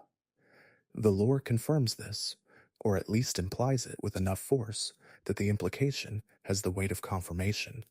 He is a demigod who was sent away, a child who was given a task that amounted to exile, which is the most ancient form of disposal used by those in power since the beginning of organized forgetting. You send the inconvenient thing far enough away, and eventually the distance becomes the story. Eventually people stop asking where it went. Mesmer's wound is this: he was faithful. He did the thing he was sent to do. He suppressed and burned and held the realm of shadow in a kind of terrible order, and the reward for that faithfulness was continued separation, continued absence from the thing he served. What that reveals about the world, about the Golden Order, about the people at the center of great systems of power, is something the thematic spine of this entire story keeps returning to from different angles. Those in power are rarely looking out for any specific individual. The system has its requirements, and the individuals are instruments of those requirements, and when the instrument has served its purpose, it remains where it was used, doing the only thing it knows. There is a quiet devastation in the image that became the advertisement for this expansion. Mesmer with his forehead against the lance, the flame consuming him and being consumed by him in equal measure. That image, which you might see as dramatic, as a visual designed to excite you, is actually just, if you let it breathe, a portrait of a person who has been alone with his assignment for too long, who has organized his suffering into a weapon, because that is the only way to keep moving, who serves a parent who sent him away. The marketing did not put that reading in the frame. The lore put it there, quietly, in item descriptions and environmental storytelling, and it waits for you. He is not a villain in the simple sense. He is a person who received an instruction from a power he could not question and fulfilled it completely, and what was left afterward was a man made of fire in an abandoned place, still doing the thing he was told to do, long after anyone was watching. Let yourself breathe. Let the images move past you rather than through you. There are others in the realm of shadow who deserve their own moment of stillness. The Hornsent civilization, whose ruins you walk through in the earlier reaches of the expansion, were the people who were here before Marika arrived. They had their own relationship with the divine, their own understanding of what the sacred threshold at the top of Enir-Ilim was, and what it meant. When Marika ascended, when she became the vessel of the Elden Ring, and the Erdtree rose from that becoming, what happened to the Hornsent was not a negotiation, it was an ending. Their sacred things were repurposed or suppressed. Their history was folded into the shadow of the new golden history that Marika's age required. They became, in the record that the lands between kept of itself, something that had not survived, which is different from something that had never existed, though the practical difference is smaller than it should be. Hornsent the Pilgrim, the follower of Miquella whom we met earlier, carries this. He is not a symbol of his people's history. He is a person with specific responses to specific things, making specific choices in a specific present. But the history lives in him the way history always lives in people, as a shaping force, as a reason, as the thing that makes certain betrayals intolerable and certain hopes feel like necessities. He followed Miquella because Miquella's promised age seemed like it might be a correction, a world run by compassion rather than by the cold logic of golden order and strategic forgetting, might be a world where the Hornsent and people like them could exist without the constant effort of surviving against a system that was not designed with them in mind. Whether Miquella's new age would have delivered that, whether the Age of Compassion was actually the correction Hornsent imagined it to be, is one of the questions the lore does not answer, because the Tarnished arrives and interrupts the process before it finishes. We do not know what Miquella's godhood would have looked like once it was fully established. We know what it looked like in the building of it, and in the building of it, Miquella shed the things that made his compassion feel personal and real to the people who had come to rely on it. Here is a quiet devastation. Hornsent's entire arc, the ancient grievance, the long waiting, the careful strategy of following someone whose new order might finally be a justice, collapses not because Miquella's plan was revealed to be corrupt, not because the compassion was proven false, but because the Tarnished walks through and defeats the thing at the end of the process before anyone can know what it would have become. The realm of shadow is full of people who had reasons, whose reasons were legitimate, whose hopes were not foolish. And none of that survives the Tarnished arrival and the logic of what the game requires you to do. There is no resolution for Hornsent's history, there is only the interruption of the thing he came here for. And the game does not apologize for that. It places it in front of you plainly and keeps moving. The Scadutree is worth understanding here, because it is the shadow of the Erdtree, the literal shadow referenced in the expansion's name, and it is older than the Erdtree it shadows. Where the Erdtree represents Marika's ascension and the order that followed it, the Scadutree represents something that was already there, something that existed in the land of shadow before the Golden Age and continued existing within it, and the darkness beneath the gold. Fragments of the Scadutree. The Scadutree fragments and revered spirit ashes you collect throughout the expansion function mechanically to make you stronger within the realm of shadow, which is to say that in this place the older power is the one that sustains you. The Erdtree's grace, which protects and strengthens you everywhere else in the lands between, is diminished here. Here, you draw strength from the thing that the Golden Order built itself on top of and then stopped mentioning. There is something in that mechanic, in the way the game makes you literally gather fragments of the suppressed older power to survive in the place where it was suppressed, that the lore does not need to comment on, because the structure of the game is the comment. The realm of shadow requires you to engage with what was buried. You cannot move through it effectively on the strength of the order alone. The thing underneath turns out to matter.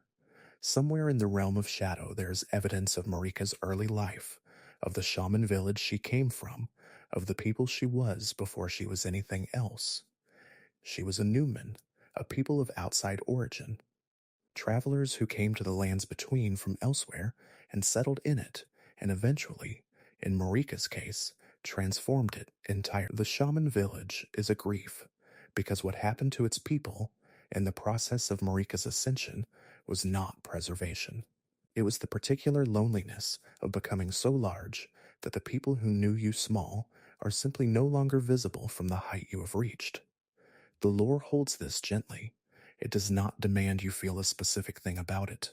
It places the ruins there and the echoes there and lets you walk through them at whatever pace you choose, carrying whatever you already carry when you encounter stories about what the powerful leave behind. Let your breathing be slow and even. There is nothing here you need to hold tightly. Let it rest. The pilgrims you travel alongside, Leda, Hornsent, Theolier, and the others who make their way through the realm of shadow in Miquella's wake, each carry a version of the same impossible hope, that following the right person toward the right destination will result in something that corrects what has been wrong. Each of them has a different version of what is wrong, and a different picture of what the correction would look like, and Miquella, in his particular quality of compelling love and devotion without effort, made each of them feel that their specific version of the correction was what he was walking toward. That is either the most extraordinary gift or the most dangerous quality a person can have, and the lore, again, does not resolve that question. It simply shows you the people who followed and the distances they traveled, and the things that happened when the path reached its end, and what was there was not exactly what anyone had been promised. Every system produces its own outcasts. The Golden Order, which Miquella himself had abandoned, produced Mesmer and the Forgotten Hornsent and the suppressed history of the Land of Shadow, Miquella's own project, his careful and compassionate alternative to that order, produced its own internal fractures as the pilgrims fell into conflict with each other over what fidelity to Miquella actually required. Even a system built by someone who loved his sister and wept for suffering people becomes, at sufficient scale, a thing that someone is left outside of. That is not an indictment of trying. It is simply an honest description of how things work, of how every attempt to organize meaning around a central principle eventually encounters the edge of what that principle can hold. And the most tragic figures are not the ones who failed without trying. They are the ones who tried so completely, so thoroughly, so with every available resource of mind and heart and will, and found that even that was not enough to hold the whole of what needed holding. Miquella tried. The lore makes that very clear. He tried harder and with more sustained devotion than almost anyone we encounter in the history of the lands between, and what he produced was the Erdtree, which was extraordinary, and the unalloyed gold needles, which saved people from the particular torment of outer god interference, and a company of devoted pilgrims who crossed into a shadow realm for him, and finally a god, a new divine presence, standing at the Gate of Divinity where Marika had once stood, preparing to usher in an age of compassion. And then you arrive. Sleep well. What follows is the full account of what the ascension looked like, and what it means that the Tarnished stood at the end of it. Chapter 10. The Walk to the Gate. Welcome back. Let your breathing slow. There is a particular kind of story that can only end one way, and the tragedy of it is not the ending, but the long walk toward it. Miquella had been walking for a very long time before the Tarnished ever arrived in the realm of shadow. He had been walking since childhood, since the moment he understood that the world as it had been constructed would not save his sister, would not save him, would not bend toward the kind of compassion he could feel was possible. He had tried everything the Golden Order offered. He had worked within its language, learned its incantations, developed new prayers as gifts to a father who was also, impossibly, a mother. And when the order failed him, he did not curse it. Not exactly. He simply stepped outside of it and began building something else. This is worth understanding before we go further. Miquella did not rebel in the way that others rebelled. He did not fight. He did not rage. He walked away from one system and quietly, with extraordinary patience, began constructing another. The Erdtree was not an act of defiance so much as an act of grief, a tree grown from a cutting of the Erdtree itself, nurtured with his own blood, intended to become something new, something outside the control of the greater will, outside the authority of the two fingers, outside the inheritance of suffering that the Golden Order had quietly passed from generation to generation, like an heirloom no one wanted, but everyone kept. He wanted to cure Malenia. He wanted to build a place where the afflicted and the outcast could come. He wanted to be free of his own perpetual childhood, trapped in a body that would not age, a mind that had grown vast and old inside a frame that stayed small. What he could not cure, he tried to hold gently. And the cost of all of that wanting was this, that to achieve it, he had to become something that could not be loved, not in the way he had been loved before. Not as the gentle boy who gave gifts and drew people close. He had to shed that. He had to put it down. He had to walk away from his own warmth. This is the quiet devastation at the center of Miquella's story. The thing that made him beloved, that quality the lore calls his ability to compel affection, was not a power he enjoyed wielding. It was something that followed him, something others felt before he chose to use it. And the plan he devised for his ascension required him to abandon that quality intentionally, to cast away his love and his flesh and everything gentle about himself, in order to become a god without the weaknesses of devotion. The source text holds this plainly, without commentary. He shed these things. That is all it says. And that plainness is its own kind of grief, because to say it plainly is to let you sit with the full weight of it. He shed his love.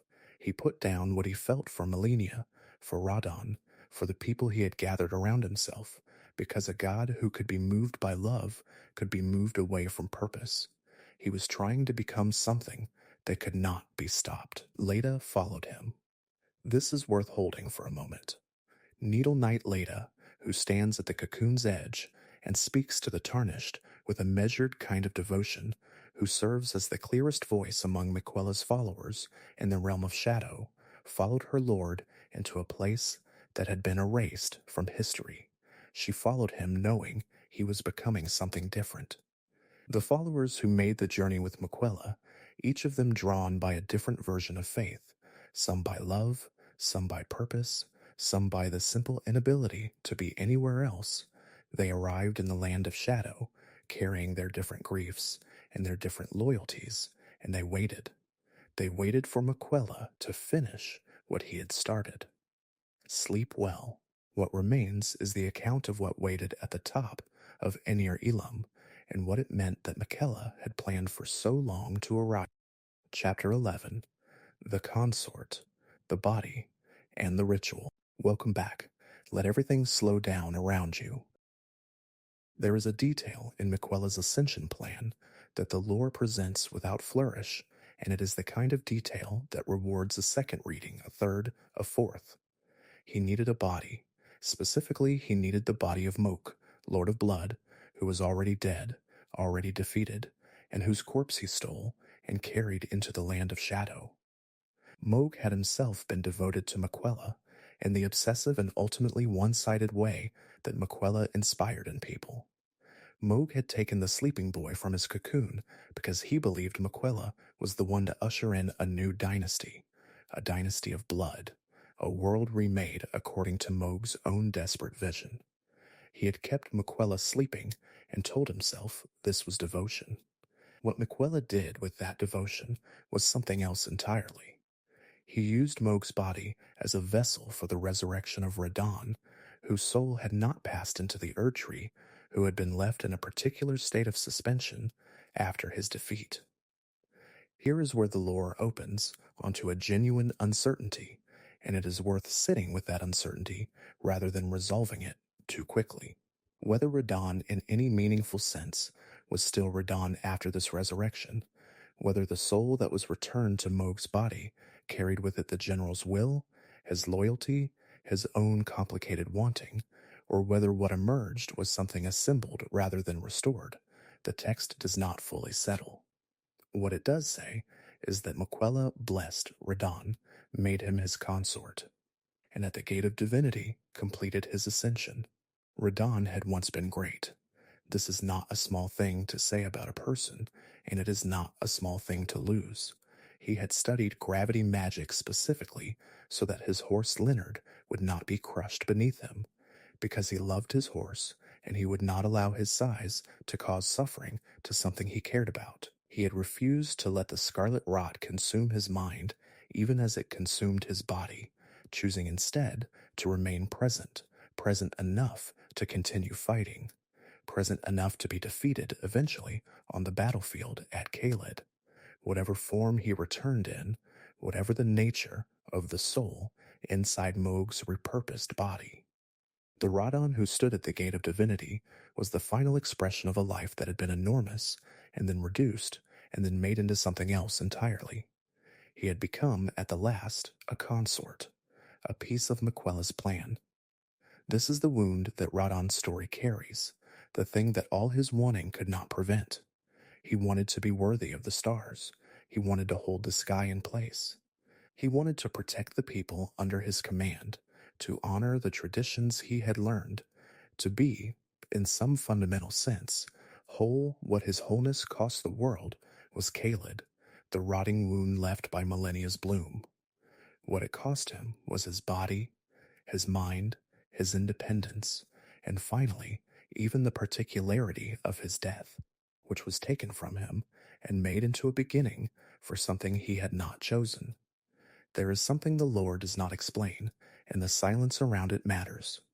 We do not know, the text does not say, whether Miquella told Radon what was being done, whether the resurrection was a gift or a conscription, whether, if some part of the general remained, he understood what he was agreeing to. The ritual happened. Miquella ascended. Radon stood beside him, and then the Tarnished arrived. This is what the Gate of Divinity is. Not just a place where power is transferred, but a place where the oldest pattern of the world repeats itself. Before Miquella, there was Marika, a young woman from the shaman village, a Newman who walked to the same gate and became a god, and began the age that eventually swallowed everything. The gate does not care about the person who walks through it. It receives them and it transforms them, and what it gives back is no longer entirely what went in. Marika became the vessel of the Elden Ring. Miquella, if he had been allowed to complete his ascension without interruption, would have become something else, a god of his own devising, an age of compassion that he had designed himself, carried forward by a will that had shed everything soft in order to arrive there. Rest now. What follows is the part of the story that belongs to the people who followed Miquella, and to the question of what their following meant. Chapter 12. Those who had nowhere else to go. Welcome back. Settle in. There are always people at the edges of great transformations, people who are not the center of the story, but whose presence tells you something the center cannot. The followers who came to the realm of shadow with Miquella, or who arrived after him, are those people. Each of them came with a reason. Each of them had something they could not put down. Leda is the one who stands clearest. She is Miquella's needle knight, devoted in a way that reads as absolute, speaking of her lord with a certainty that never wavers, at least not at first. What she wants is not power for herself. She wants the age to come. She wants the world Miquella promised to actually arrive. She followed him through a place that had been scraped from history. Guided by the light of grace, his ascension cast backward like a trail, and she gathered the others, and she held the purpose together. The cost of that devotion, the wound underneath it, is the one she does not examine. She believed in Miquella before he shed his love. She followed him after. Whether she understood that the thing she followed was no longer entirely the thing she had believed in is a question the text holds open without resolving, and that openness is its own kind of honesty. There is something worth naming here, something the lore implies without stating. Every order produces its own devoted servants, and those servants are often the last to know when the thing they serve has changed. Leda carried Miquella's purpose through the realm of shadow with the kind of fidelity that does not leave room for doubt. And that fidelity is moving. It is genuinely moving. A person who gives everything to a purpose does not do so lightly. The tragedy is not that she was wrong to believe. The tragedy is that belief of that kind cannot protect the believer from what the thing they believe in might become. The other followers move at different distances from this center. Some of them came to the realm of shadow because they had nowhere else to go. People the lands between had made no place for, the sick and the grieving, and the ones who had followed every other path and found them closed. Miquella had always gathered these people. The Erdtree was built for them. The promise of an age of compassion was addressed to them specifically, the ones no other age had made room for. They walked into a place outside of history because a gentle boy who never aged had once told them there would be something better, and they believed him.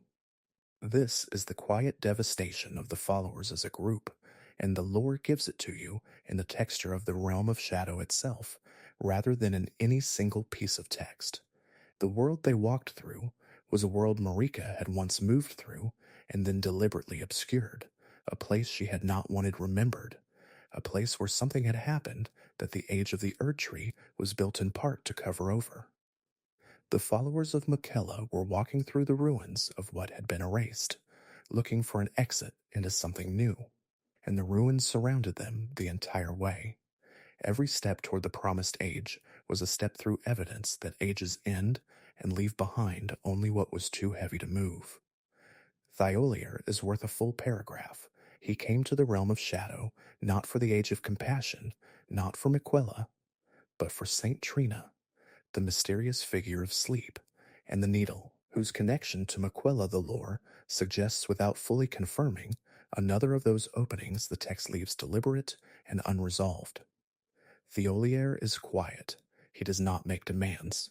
He asks only to understand what he loves, to find what he has followed, to know whether Saint Trina is real in the way he has always half believed and half feared. He carries his uncertainty like it is something precious rather than something to be resolved, and in that he is perhaps the most honest of all the followers, because he has never pretended to be certain. He followed a feeling and named it faith and kept walking. There is something in that, something the lore does not editorialize about, but the character's presence makes legible.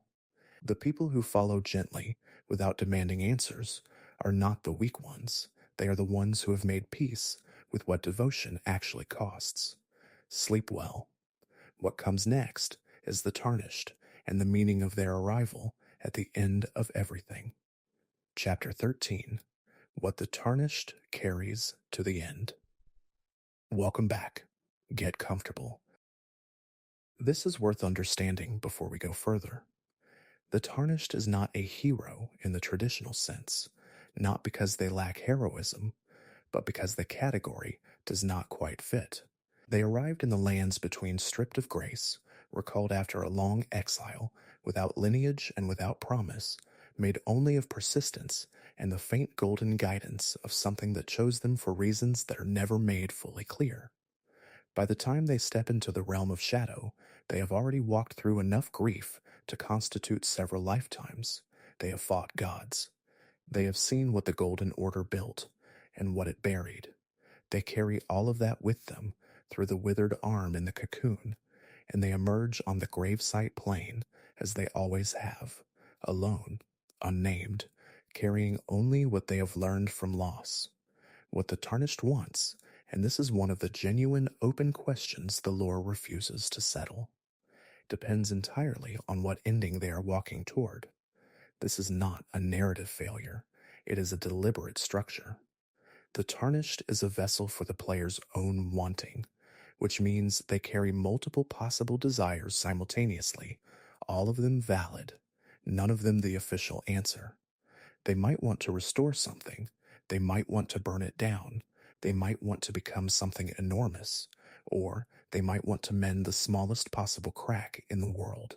The wound underneath all of those wants is the same one the lands between inflict on everyone who moves through them, that the systems they navigate, the Golden Order, the influence of outer gods, the ambitions of the demigods, none of those systems were built with any specific person in mind. The Tarnished has been used as a vehicle for other people's purposes since the moment they returned. That is the cost. And what it reveals about the world is this: that power at the scale of gods and orders does not look down. It does not see individuals, it sees instruments. The Tarnished's arrival at the Gate of Divinity is the culmination of that whole long pattern. Miquella had planned for an arrival. Whether he planned for the specific Tarnished, whether his preparations anticipated interruption or assumed it, is another of the lore's genuine uncertainties. What the text gives us is the outcome.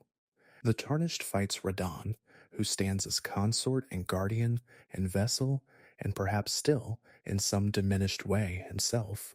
And then the Tarnished fights Miquella, the child who never aged, who shed his love, who climbed to the top of a tower built from the oldest stone in the world and reached for a gate that had only ever been opened once before. The fight at the Gate of Divinity is not simply a fight against a villain. This is what makes it matter in the way it does. Miquella is not cruel. He has never been cruel. He wanted to heal his sister, and he could not, and he spent his whole existence trying to find another way, and the way he found required him to become something that the version of him who wanted to heal his sister would not have recognized. The Tarnished who defeats him is not correcting a wrong so much as interrupting a transformation. And whether the interruption is mercy or violence or something that defies both categories is a question the game holds open in exactly the way the best art holds open the questions that do not have clean answers. There is a reading in which the Tarnished saves the world from an age of compassion that had shed all the qualities that made compassion worth having. A god of compassion who had put down his capacity to be moved, who had cast away his love in order to achieve his purpose, would have ruled with a kind of cold architectural kindness. Everything in order, everything healing, nothing unexpected, nothing that the god had not planned. There is a reading in which that is a world worth preventing. And there is another reading, equally supportable by what the text gives us, in which Miquella was the only one who ever tried to build something for the people the existing order had already abandoned. Every other claimant to the Elden Ring was fighting for power, or for family, or for survival. Miquella was trying to build something for the sick, for the outcast, for Malenia, who had never been given a choice about what her body carried. To interrupt that, whatever the cost of the method, is to leave all of those people without the one person who was specifically thinking about them. There is grief in that reading too. The Tarnished holds both of these readings inside their silence, because they do not speak. Because the game is wise enough to know that if the player's character spoke, it would resolve the question, and the resolution would be smaller than the question deserves. Rest now. What remains are the endings, each of them a different position on what the world might mean. Chapter 14. The Endings Held Open. Welcome back. Let your breathing slow. There are several endings in Elden Ring, and the expansion deepens the meaning of each of them without changing their fundamental nature. They are not ranked here. They are not evaluated. They are philosophical positions, each of them coherent, each of them in honest conversation with the grief the story has been accumulating since the beginning. There is an ending in which the Tarnished mends the Elden Ring and becomes Elden Lord, restoring the Golden Order, setting themselves at the top of the structure that has been broken and reassembling it. This ending has been called the default ending by some, and the word is both accurate and insufficient. It is default in the way that continuity is default. The way that returning to a pattern is the path of least resistance, not because the pattern is good, but because it is already built, and the alternative is standing in the rubble. The Tarnished who chooses this ending is making an argument that an order, even a compromised one, is better than no order, that the people who live in the structure need the structure, whatever it costs them. This is not a coward's argument. It is the argument of everyone who has ever governed anything, which does not make it right, but does make it understandable. There is an ending in which the Tarnished is guided by Ranni, the witch who had already severed herself from the Golden Order, who had already died in her own quiet act of independence, who sought a different kind of existence, outside the influence of the Two Fingers, outside the authority of the Greater Will. This ending sends the Elden Ring into the distant stars. It is an ending about departure rather than conclusion, about choosing the unknown over the inherited, about saying that what was here was not good enough to preserve, and what comes next cannot be predicted, only hoped for. The Tarnished who chooses this ending is making an argument that the courage to leave is sometimes more honest than the effort to repair. There is loneliness in this ending. There is also freedom, which is perhaps only another name for loneliness held at the right angle. There is an ending in which the Tarnished introduces the frenzied flame, which is not really an ending, but an unraveling. A position that says the very existence of order, any order, is the source of the suffering, and the only mercy is dissolution. The people who find this reading unbearable are right to find it unbearable. The people who find it the only honest response to what the world has accumulated are also making a coherent argument from the evidence the game provides. Both of these things can be true simultaneously. The lore does not adjudicate. The ending that the Shadow of the Erdtree expansion makes newly resonant is the one called The Age of Stars, Ranni's ending, because what Miquella was attempting was his own version of the same impulse. He was also trying to build a new age. He was also trying to step outside the structure Marika had built and replace it with something that had been thought through differently. What separates Miquella's vision from Ranni's is a question worth sitting with, not in order to judge one against the other, but because the difference is illuminating. Ranni moved away from power. She sent the order outward, into distance, into something no one could control. Miquella moved toward power. He tried to become the thing at the center of the new age, tried to ensure that compassion would be structural rather than incidental. These are different responses to the same diagnosis, and the fact that both of them arrived at extreme methods from genuine grief says something about the world they were responding to. This is the honest position. The game does not tell you which ending is correct, because there is not a correct ending, not in the way that clean narratives have correct endings. There is only the question of what kind of world you would be willing to live inside, and what you would be willing to do or sacrifice or give up in order to bring it into being. The refusal to resolve that question is not a storytelling failure. It is the most precise thing the game does, because the real world does not resolve it either. Every age that has ever existed was built on choices someone made about that question, and the ages that came after were built on the rubble of the answer. Miquella wanted an age of compassion. He shed his love to build it. The Tarnished interrupted him, and what followed was one of several worlds, none of them the one Miquella intended, none of them fully free of the grief that made him try. Sleep well. That is the whole story, or as much of it as can be held in one sitting. What remains is only this, the room you are in, and the quiet. Chapter 15. The Room and the Quiet. You are still here. The story is behind you now. Let it settle. Feel the pillow beneath your head. Feel the weight of the blanket. You have been listening for a long time. Or you fell asleep somewhere in the middle, and the words kept going around you like water, which is exactly as it should be. This channel exists for nights like this one. I am glad you found your way here. Take a breath. A slow one. The room is dark. The air is still. Somewhere in the story tonight, there was a boy who never aged, a general who loved his horse, a young woman who walked to a gate and became something the world had to be rebuilt around. All of them are at rest now. You can be too. The realm of shadow is quiet. The gate of divinity is dark. The Erdtree stands, or it doesn't, depending on the ending. Either way. The night is wide.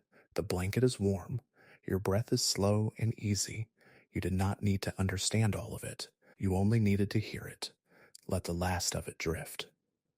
The Tarnished stands at the top of everything, and then they rest. And so do you. The room holds you. The dark holds you. Sleep now. You're safe here. Sleep.